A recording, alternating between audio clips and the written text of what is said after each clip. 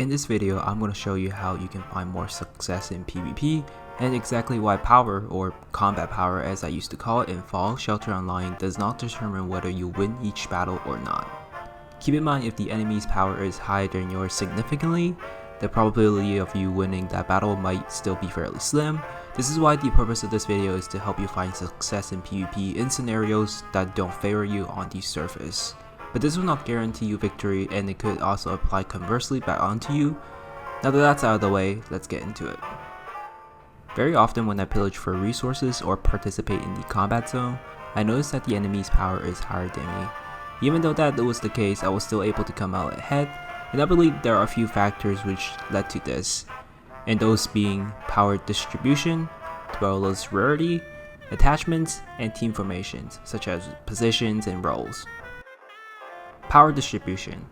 In this scenario, the majority of my opponent's power is allocated into one dweller, while the rest of the team is below, if not far below, my average power.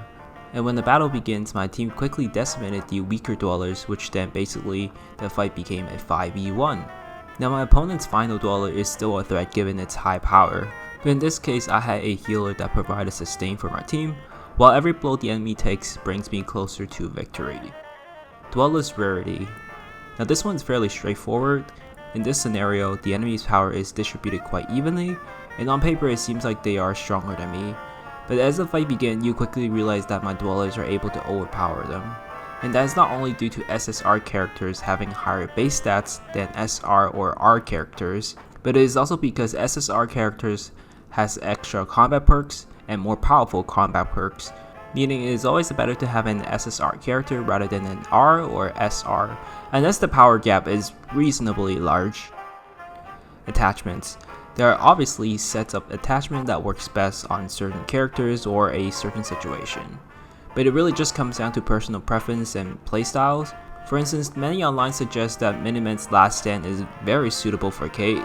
However, I personally quite enjoy putting Vampire's Might on her, as I exchange casting ability often for more sustain in between each cast and increase the effectiveness of healing when casting her ability.